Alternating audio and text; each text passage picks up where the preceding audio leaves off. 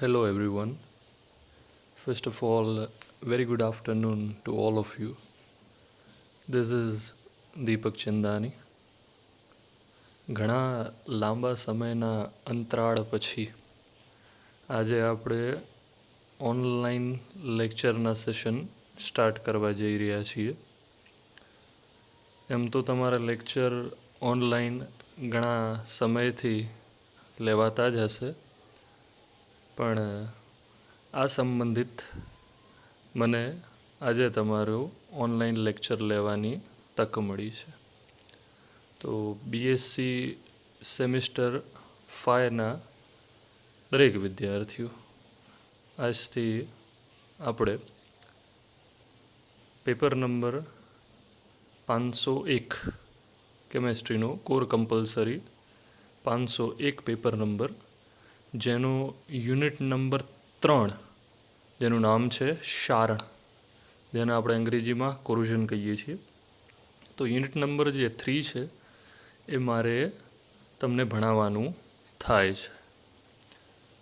તો વિદ્યાર્થી મિત્રો, આજથી આપણે ઓનલાઈન લેક્ચર સેશનની સિરીઝ સ્ટાર્ટ કરવા જઈ રહ્યા છીએ. Unit number 3 શારણ. શારણ વિશે વાત કરીએ તો આ શબ્દ તમે દરેક જણ આ શબ્દથી અવગત હશો. શારણ, જેને આપણે કોરોઝન પર કહેતા હોઈએ છીએ, એ જ્યારે જ્યારે મગજમાં શબ્દ આવે તો તરત એક જ વસ્તુ સ્ટ્રાઇક થાય છે કે શારણ એટલે કાટ લાગવું. કાટ લાગવું એ શારણનો અર્થ છે જ, પણ ફક્ત શારણ એટલે કાટ લાગવું એવું કહી દેવું એ થોડું ઇમ્પ્રોપ્રિએટ છે, ઇમ્પ્રોપર છે. શારણનું વિસ્તૃતીકરણ આપણે આ યુનિટના અંદર સમજવાનું પણ છે, અને જ્યારે ત્યારે તમારી થિયરી પરીક્ષા થશે આની, ત્યારે એના અંદર એ તમારે લખવાનું પણ છે. હવે હમણાં COVID-19 પેન્ડેમિકના લીધે તમને દરેકને સેમિસ્ટર 4માંથી માસ પ્રમોશન મળી ગયું છે સદનસીબે, ને તમે એમાંથી બીએસસી સેમિસ્ટર 5માં તમે પ્રવેશ મેળવી લીધું છે.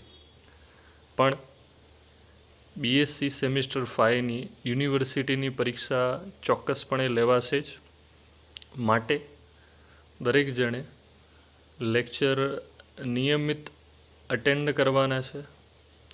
જે તે સમજણ ન પડે તો એ પૂછવાનું પણ છે, ને એની માહિતી દરેકે એકત્રિત કરી શરૂઆતથી જ મહેનત કરવાની છે, એક્ઝામલક્ષી, અને સારા માર્ક્સ લાવવાના છે દરેક જણે. શારણની આપણે વાત કરીએ તો વિદ્યાર્થી મિત્રો, શારણ એટલે તમારા મગજમાં પહેલું જ એક વર્ડ સ્ટ્રાઇક થાય કે શારણ એટલે કાટ લાગવું. પણ મેં કીધું એ પ્રમાણે કે ફક્ત એટલું કહી દેવું કે શારણ એટલે કાટ લાગવું તો એ પૂરતું નથી, અથવા તો એવું કહેવાય કે એ શારણની એકદમ બેઝિક સમજૂતી છે, ફક્ત એક વર્ડ છે કે કાટ લાગવું. પણ હકીકતે શારણ થાય છે શું? આપણે આ યુનિટના અંદર શારણ શું છે, શારણ કયા કયા પ્રકારના હોય છે, શારણ થવાનું કારણ શું હોય છે, શારણ કયા સિદ્ધાંત પર કાર્ય કરે છે, શારણના વિવિધ પ્રકારો કયા કયા છે, શારણ કયા પ્રકારે અટકાવી શકાય છે, અને શારણને અટકાવવા માટે કઈ વિવિધ પ્રકારની પદ્ધતિઓ વાપરવામાં આવે છે, એ બધું આપણે આ યુનિટના અંદર સમજવાનો પ્રયત્ન કરીશું. સૌથી પહેલાં તો એની બેઝિક માહિતી, એનું ફંડામેન્ટલ નોલેજ આપણે ક્લિયર હોવું જોઈએ કે શારણ શું થાય છે. તો એની વ્યાખ્યા કેમિસ્ટ્રીની ભાષામાં કહીએ તો એની વ્યાખ્યા, વ્યવસ્થિત કેમિકલ ડેફિનેશન એની આપણને આવડવી જોઈએ. તો સૌપ્રથમ મિત્રો, કોરોઝન, જેને આપણે શારણ કહીએ છીએ, તો કોરોઝન એક જનરલ સામાન્ય ઘટના છે જે આપણે રોજિંદા જીવનના અંદર ઓબ્ઝર્વ કરતા હોઈએ, જોતા હોઈએ છીએ. તમે દરેકે નોટિસ કર્યું હશે કે અમુક જે પદાર્થો છે લોખંડના, એના ઉપર સમયાંતરે રેડિશ બ્રાઉન કલરની લેયર જામી જાય છે, જેને લાલ ભૂરો કથ્થઈ કલર જે કહેતા હોઈએ છીએ એ લેયર જામી જતી હોય છે, અથવા તો એનો પડ જમા અથવા તો બાજી જતું હોય છે. એનું કારણ શું હોય છે? તો એ જ કારણ, એ જ જે લેયર જે બને છે એ એક પ્રકારની કેમિકલ પ્રોસેસ છે જેને તમે રસ્ટિંગ અથવા તો ગુજરાતીમાં આપણે કહીએ તો કાટ તરીકે ઓળખો છો, જે શારણનું એક પ્રકાર છે. હમણાં વરસાદનો સમય ચાલી રહ્યો છે, વાતાવરણ હ્યુમિડિટી મેક્ઝિમમ કન્ટેન્ટ છે, તો આના અંદર આવા વાતાવરણમાં લોખંડની અમુક વસ્તુઓ ઉપર તમને દરેક જણાએ, તમે આ લાઈવ ડેમોન્સ્ટ્રેશન આનું જોઈ શકતા હશો કે કાટ કયા પ્રકારે લાગે છે અને કાટ ક્યાં ક્યાં લાગે છે ને કઈ કઈ સપાટીએ લાગે છે. મુખ્યત્વે લોખંડની સપાટીએ તમે દરેક જણા વસ્તુ ઓબ્ઝર્વ કરતા હશો. તો ફરીથી કહીએ તો કોરોઝન વિશે વાત કરીએ, શારણ વિશે કહીએ તો કોરોઝન અથવા તો શારણ એને આપણે એવી રીતે પણ વ્યાખ્યાયિત કરી શકીએ છીએ કે જ્યારે કોઈ શુદ્ધ ધાતુ એ એના વધારે સ્થાયી સંયોજનના અંદર પરિવર્તન પામે, જેવા કે ધાતુના ઓક્સાઇડ, ધાતુના સલ્ફાઇડ અથવા તો ધાતુના હાઇડ્રોક્સાઇડ્સ, બરાબર, તો એને આપણે કોરોઝન અથવા તો શારણ કહેતા હોઈએ છીએ. હવે લોખંડનું કાટ લાગવું એ કેવી રીતે થાય છે? તો એ આયરન ઓક્સાઇડ એ પ્રક્રિયાના અંદર બને છે, જે કુદરતી જે એટમોસ્ફેરિક મોઇશ્ચર જેને કહેતા હોઈએ છીએ અને ઓક્સિજનની વાત કરતા હોઈએ છીએ આપણે, એની પ્રક્રિયાઓ થતી હોય છે સપાટીઓ ઉપર, માટે તે કાટ લાગતો હોય છે.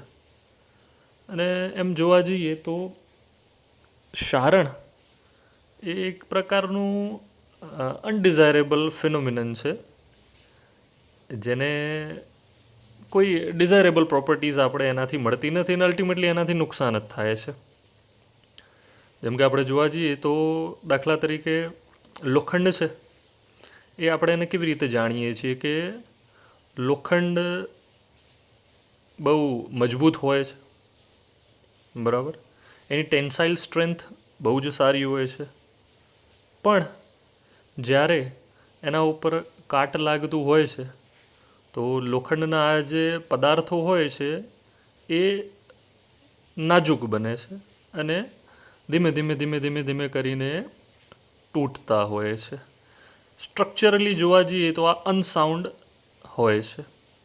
હવે કોરોઝનની વાત કરીએ અથવા તો શારણની વાત કરીએ તો એને આપણે ક્લાસિફાય કરી શકીએ કે શારણ ઘણા બધા પ્રકારના હોય છે. એનું વર્ગીકરણ પણ કરી શકતા હોઈએ છીએ આપણે કે વિવિધ પ્રકારના શારણો કયા કયા હોય છે. તો સૌપ્રથમ આપણે શારણની વ્યાખ્યા, એની બેઝિક ડેફિનેશન વિશે વાત કરીએ. એની ઘણી બધી વ્યાખ્યાઓ છે, તમને જે યોગ્ય લાગે તમે એ પરીક્ષામાં લખી શકશો, પણ હેતુ મિત્રો એ જ કે તમને દરેકને શારણ શું છે સૌપ્રથમ એ આવડવું જોઈએ. તો શારણની બીજી એક વ્યાખ્યા કહીએ તો રાસાયણિક અથવા તો વિદ્યુત રાસાયણિક પ્રક્રિયાથી થતું ધાતુનો જે નાશ છે, આવી પ્રકારની જે ઘટનાઓ છે તેને આપણે શું કહીએ છીએ? શારણ કહીએ છીએ. ફરીથી કહીએ તો રાસાયણિક કે વિદ્યુત રાસાયણિક પ્રક્રિયાથી ધાતુનો નાશ થાય એ પ્રકારની ઘટનાને શું કહેતા હોઈએ છીએ આપણે? શારણ કહેતા હોઈએ છીએ, બરાબર છે. એક વ્યાખ્યા એની તમે એ પણ યાદ રાખી શકો છો, વત્તા એની બીજી એક વ્યાખ્યા કે જ્યારે ધાતુ તત્વ સ્વરૂપમાંથી સંયોજન સ્વરૂપમાં ફેરવાય, ધાતુ જ્યારે તત્વ સ્વરૂપમાંથી સંયોજન સ્વરૂપમાં ફેરવાય તેવા રાસાયણિક કે વિદ્યુત રાસાયણિક રીતે થતા પરિવર્તનને ક્ષારણ કહીએ છીએ. આની આ 2-3 વ્યાખ્યાઓ છે જે મેં તમને કીધી કે ક્ષારણ શું હોય છે અને તમે એને કેવી રીતે વ્યાખ્યાયિત કરી શકો છો. સિમ્પલી એટલું કહીએ તો આપણા પાસે જે રો મેટલ જે હોય છે, જે એના પ્યોર ફોર્મના અંદર હોય છે, એના અંદર જે પિક્યુલર લોસ થાય છે એના વેટના અંદર, એને આપણે કોરોઝન કહેતા હોઈએ છીએ, અથવા તો એને આપણે ક્ષારણ પણ કહેતા હોઈએ છીએ. એમ કહેવાય કે ઇનિશિયલી જેવું ધાતુ હતું એવું ક્ષારણ પ્રક્રિયા થયા પછી એવું રહેતું નથી. એટલે ધાતુનો નાશ થાય છે. આવી પ્રકારની ઘટનાને આપણે ક્ષારણ કહેતા હોઈએ છીએ. બરાબર છે. હવે ક્ષારણ વિશે થોડી વધુ માહિતી મેળવીએ તો આપણે જાણીએ છીએ કે ધાતુઓ વાતાવરણમાં ખુલ્લી રહે અથવા તો કોઈ એક્વસ સોલ્યુશનના સંપર્કમાં હોય, જલીય દ્રાવણના સંપર્કમાં હોય, ત્યારે તે પોતાના લાક્ષણિક ગુણધર્મો જે હોય છે એ જ્યારે ઇનિશિયલ ફેઝના અંદર હોય છે, એ આવા પ્રકારના જલીય દ્રાવણો અથવા તો ધાતુઓ જ્યારે વાતાવરણમાં ખુલ્લી હોય છે ત્યારે એના અંદર પરિવર્તન જોવા મળે છે. એમના સંપર્કમાં આવે ત્યારે એ પોતાના જે લાક્ષણિક ગુણધર્મો છે તે ગુમાવે છે. અને આમ થવાથી ધાતુ તત્વરૂપમાંથી સંયોજનમાં ફેરવાય છે. ફરીથી કહીએ તો ધાતુઓ ઇનિશિયલ ફેઝ પર વાતાવરણમાં જ્યારે ખુલ્લી હોય અથવા તો જલીય દ્રાવણના સંપર્કમાં આવે ત્યારે પોતાના જે ઓરિજિનલ એના જે લાક્ષણિક ગુણધર્મો હોય છે એના અંદર પરિવર્તન થાય છે અને પોતાના લાક્ષણિક ગુણધર્મો ગુમાવે છે. આમ થવાથી ધાતુ તત્વરૂપમાંથી સંયોજનમાં ફેરવાય છે. અને આ ઘટનાને, આ જે ફિનોમિનન છે, આને આપણે શું કહેતા હોઈએ છીએ? ક્ષારણ કહેતા હોઈએ છીએ. ક્લિયર છે દરેકને? હવે જેમ કે લોખંડ છે, ભેજયુક્ત હવાના સંપર્કમાં જ્યારે ત્યારે રહે છે. આપણે હમણાં જોતા જ હોઈએ છીએ, તમે આ તમારા ઘરના અંદર બી આ ઘટના ઘટિત થતાં જોતા જ હશો. તો જ્યારે લોખંડ જે છે એ ભેજયુક્ત હવાના સંપર્કમાં રહે ત્યારે તેના ઉપર બદામી રંગના જલયુક્ત ઓક્સાઇડ એનું પડ જામે છે, જેને આપણે કાટ કહેતા હોઈએ છીએ. શું કહીએ છીએ? લોખંડ જ્યારે ભેજયુક્ત હવાના સંપર્કમાં આવે ત્યારે તેના ઉપર બદામી રંગના જલયુક્ત ઓક્સિજનનું પડ જામે છે, જેને આપણે કાટ, અંગ્રેજીમાં જેને રસ્ટ કહેતા હોઈએ છીએ. ઉપરાંત લોખંડને ક્ષારના દ્રાવણમાં રાખવાથી પણ કાટ ચડે છે. એટલે ફક્ત ખાલી એવું નથી, પણ એ પણ ધ્યાન રાખવાનું છે કે લોખંડને ક્ષારના દ્રાવણમાં રાખવાથી પણ એના ઉપર કાટ ચડતું હોય છે. તો ક્ષારણ શું છે એટલું દરેકને હવે હું માનું છું કે સમજાતું હશે. તો એક પ્રકારની આ કુદરતી પ્રક્રિયા જ છે. ક્ષારણ શું છે? એક પ્રકારની કુદરતી પ્રક્રિયા છે, જેના કારણે પ્યોર જે મેટલ હોય છે, શુદ્ધ ધાતુ હોય છે, એના અંદર અણગમતા, એટલે આપણને ન ગમે એવા પ્રકારના પરિવર્તનો થાય છે જ્યારે એ સબસ્ટાન્સ અથવા તો એ પદાર્થો છે એ પાણી અથવા તો ભેજના અથવા તો હવાના સંપર્કમાં આવતો હોય છે. અને આ પ્રકારની જે રિએક્શન છે અથવા તો આ પ્રકારની જે પ્રક્રિયાઓ છે એ મેટલ જે કહેતા હોઈએ, આપણે ધાતુ કહેતા હોઈએ છીએ, એના ઉપર ડેમેજ કરે છે, એટલે એના ઉપર નુકસાન થાય છે ને જે ઘટના અપ્રિય કહેવાય છે. હવે આપણે મગજમાં એક વસ્તુ આવતી હશે કે શું બધા ધાતુ ઉપર ક્ષારણ થતું હશે? તો એક વસ્તુ આપણે અહીંયા કોન્સેપ્ટ મેટલ રિએક્ટિવિટી સિરીઝની વાત કરીએ, એ દરેક જણને ખ્યાલ હશે જ. તો જેની રિએક્ટિવિટી વધારે હશે એ પ્રકારે ત્યાં પ્રક્રિયા પામતું હશે. હવે આપણે એ દરેક જણ જાણીએ છીએ કે ગોલ્ડ છે, પ્લેટિનમ છે, પેલેડિયમ છે, આ બધી ધાતુઓ ક્ષારણ આનું થતું નથી. આ બધી ધાતુઓ કોરોડ થતી નથી. એનું કારણ શું છે? તો આપણે સેમિસ્ટર 3ના અંદર નોબલ ગેસીસ નામક યુનિટનો અભ્યાસ કરી ચૂક્યા છીએ. હવે ત્યાંથી એક કોન્સેપ્ટ આપણે ભણી ચૂક્યા છીએ કે જેની રિએક્ટિવિટી અથવા તો એ જે ઇનર્ટ ગેસીસ વિશે આપણે વાત કરી ચૂક્યા હતા. તો આવા પ્રકારના જે ધાતુઓ હોય છે, ગોલ્ડ છે, પ્લેટિનમ છે, એ એટમોસ્ફિયર અથવા તો સરાઉન્ડિંગ સાથે રિએક્ટ કરતા નથી, માટે તેમનું કોરોઝન થતું નથી. અને વાઇસા વર્ષા આપણે એ જોઈએ તો એક સિરીઝ એ આયરન છે, ઝિંક વગેરે જેવા ધાતુઓ છે, એમનું કોરોઝન થતું હોય છે. બટ અલ્ટિમેટલી રિએક્ટિવિટી ઉપર ડિપેન્ડ કરે છે કે કોણ વધારે કોરોઝન કોનું વધારે થતું હોય છે. બીજી વસ્તુ આપણે અહીંયા આ યુનિટમાં સમજીએ કે એવા કયા કયા પરિબળો છે, factors that R affecting corrosion, કયા કયા એવા પરિબળો છે જે કોરોઝનને અફેક્ટ કરતા હોય છે. તો સૌથી પહેલાં ધાતુનો એક્સપોઝર એરથી, એટલે હવા સાથે જ્યારે એના સીધા સંપર્કમાં હોય, અને એવી હવાઓ કે જેના અંદર વિવિધ પ્રકારની વાયુઓ જેવી કે કાર્બન ડાયોક્સાઇડ, સલ્ફાઇડ આવી પ્રકારની ગેસીસ જે વાતાવરણમાં હાજર હોય ને એના સંપર્કમાં જ્યારે ધાતુ આવે તો ત્યારે ક્ષારણ થાય જ છે, આપણે એ પણ જાણીએ છીએ. વત્તા ધાતુ જ્યારે ભેજના સંપર્કમાં આવે છે, સ્પેસિફિકલી આપણે એ પણ કહેવાય કે સોલ્ટ વોટર, મીઠાવાળા પાણીના સંપર્કમાં જ્યારે પણ ધાતુ આવશે ત્યારે કોરોઝનનું જે રેટ ઓફ કોરોઝન ત્યારે ઇન્ક્રીઝ થાય છે. બીજું, પ્રેઝન્સ ઓફ ઇમ્પ્યોરિટીઝ, અશુદ્ધિઓની હાજરી, જેવું કે મીઠું હોય છે, NaCl આપણે વાત કરી. પછી પરિબળોની વાત કરીએ તો એના અંદર એક પરિબળ આપણે તાપમાનને ગણાવી શકીએ છીએ. તાપમાન જ્યારે વધે છે ત્યારે ક્ષારણ પણ વધે છે.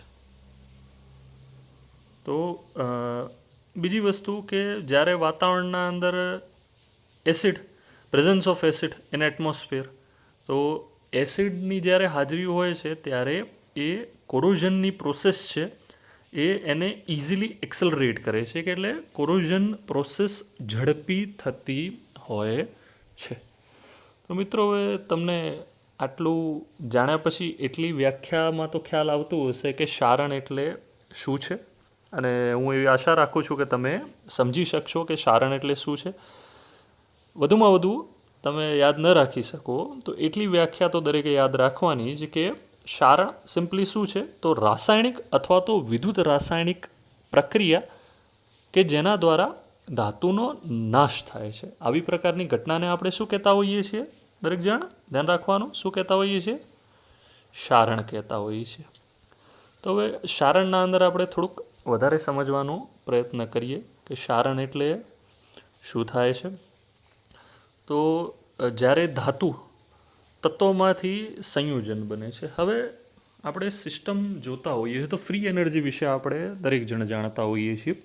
મુક્ત શક્તિ, જેને જી સંજ્ઞા દ્વારા આપણે દર્શાવતા હોઈએ છીએ.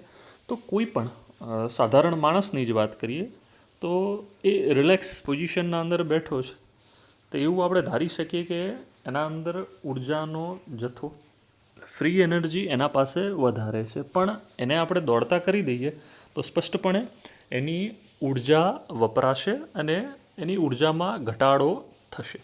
તો એવી જ રીતે જ્યારે ધાતુ તત્વમાંથી સંયોજન બને છે ત્યારે તેની મુક્ત શક્તિમાં ઘટાડો થાય છે. પહેલાં ધાતુ જે હતું તત્વ સ્વરૂપમાં જ હતું, એને કોઈ પણ જાતની તકલીફો હતી નહીં, પણ જ્યારે વિવિધ પરિબળો એના ઉપર અસર કરે છે, વાતાવરણ છે, પાણી છે, કે જે તે પરિબળો છે જે ક્ષારણ માટે જવાબદાર છે, એના ઉપર જ્યારે ઇમ્પ્લિમેન્ટ થાય છે ત્યારે તેની મુક્ત શક્તિમાં ઘટાડો થાય છે. અને આ મુક્ત શક્તિમાં થતા ઘટાડાને આધારે ધાતુની ક્ષારણ પામવાની વૃત્તિ જાણી શકાય છે. કેવી રીતે? તો હવે આપણે એવું જાણીએ કે મુક્ત શક્તિના અંદર ઘટાડો જ્યારે વધારે ત્યારે તેનું ક્ષારણ વધારે. ફ્રી એનર્જી ડિક્રીઝ થાય તો કોરોઝન વધારે થશે. એટલે આ એક વસ્તુ આના અંદર ધ્યાન રાખવાની છે.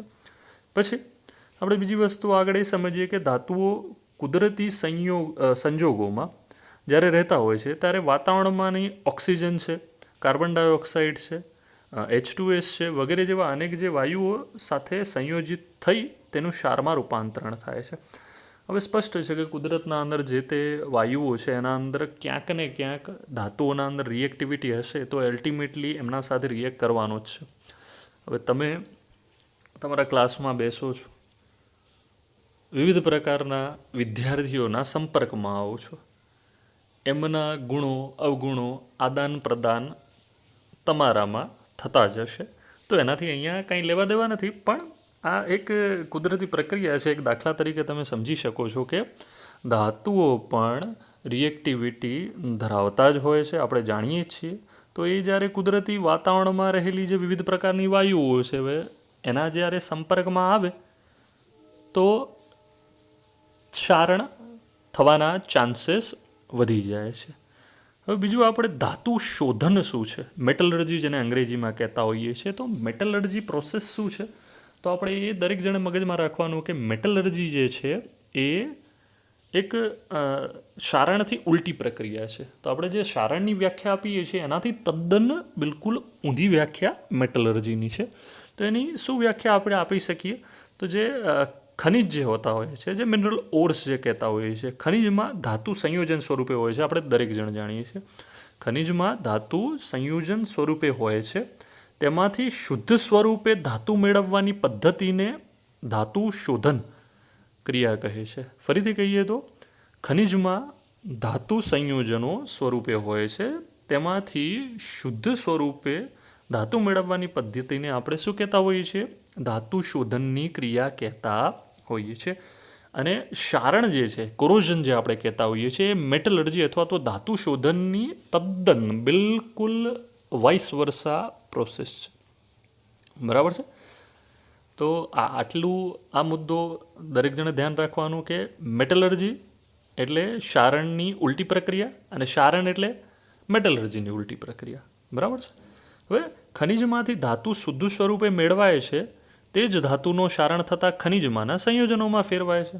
એવું આપણે સમજી શકીએ છીએ કે ખનિજમાંથી જ્યારે ધાતુ શુદ્ધ સ્વરૂપમાં મેળવાય તે જ ધાતુનું ક્ષારણ જ્યારે થાય છે, શુદ્ધ સ્વરૂપના અંદર જે રહેલું જે ધાતુ છે તેનું ક્ષારણ થતાં ખનિજમાંના સંયોજનોમાં તે ફેરવાય છે. બરાબર છે. હવે ખનિજમાંથી શુદ્ધ ધાતુ મેળવવા શક્તિનો વિનિમય કરવો પડે. સ્પષ્ટ વસ્તુ છે. ખનિજ જે છે એ મિક્સ ફોર્મના અંદર હોય છે, ઓક્સાઇડ્સના ફોર્મના અંદર હોય, સલ્ફાઇડના ફોર્મના અંદર હોય, હાઇડ્રોક્સાઇડ ફોર્મના અંદર હોય, કમ્બાઇન ફોર્મના અંદર હોય.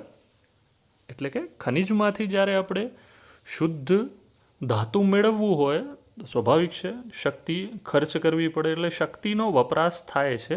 પણ જ્યારે ક્ષારણ ક્રિયા જે છે એ કુદરતી ક્રિયા છે. હવે જો સુધરવું છે એના અંદર થોડુંક સમય માગી લે, તમારી શક્તિ માગી લે, પણ વ્યક્તિઓ મેં કીધું એ પ્રમાણે તમે ક્લાસના અંદર એવા વ્યક્તિઓના સંપર્કમાં આવી જાય, બગડવું એ બિલકુલ જનરલ પ્રોસેસ છે.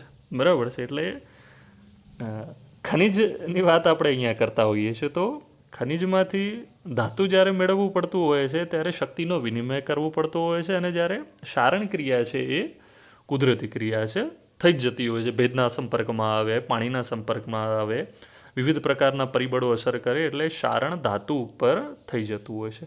હવે ક્ષારણ હવે કોના કોના ઉપર આધાર રાખે છે, તો આપણે એ સમજવાનો પ્રયત્ન કરીએ કે ક્ષારણ એ ધાતુનો બંધારણ, માધ્યમમાં રહેલા ઘટકોની સાંદ્રતા અને તેના તાપમાનમાં થતા ફેરફાર, દ્રાવણની ગતિ, ક્ષારણ નિપજની પ્રકૃતિ અને ધાતુનો બંધારણ, એ બધા વિવિધ પરિબળો પર આધારિત હોય છે. ફરીથી કહીએ તો ક્ષારણ જે છે એ કોના કોના ઉપર આધારિત છે, તો ક્ષારણ ધાતુનો બંધારણ એટલે કયા પ્રકારનું બંધારણ છે ધાતુ એના ઉપર ક્ષારણ આધારિત છે. પછી તેની જે સપાટી છે એટલે બિલકુલ યુનિફોર્મ સપાટી છે કે ક્યાં તૂટેલી છે, ભાંગેલી છે, એના ઉપર આધાર રાખે છે. એટલે એમ કહીએ કે સપાટીની સ્થિતિ, એની કન્ડિશન કઈ પ્રકારની છે એના ઉપર આધાર રાખે છે. પછી માધ્યમ જે છે એના અંદર રહેલા ઘટકોની સાંદ્રતા. હવે જે તે ધાતુની સપાટી છે અથવા તો ધાતુ છે, દ્રાવણ જે ક્ષારનું દ્રાવણ હોય એના સંપર્કના અંદર હોય તો એના અંદર માધ્યમ જે છે એના અંદર કયા કયા પ્રકારના ઘટકો છે અને એની સાંદ્રતા કેવી છે એના ઉપર ક્ષારણ આધારિત છે. ને તાપમાનમાં થતા ફેરફાર, મેં તમને અગાઉ કીધું એ પ્રમાણે તાપમાનમાં વધારો થાય તો પણ ક્ષારણ થતું હોય છે.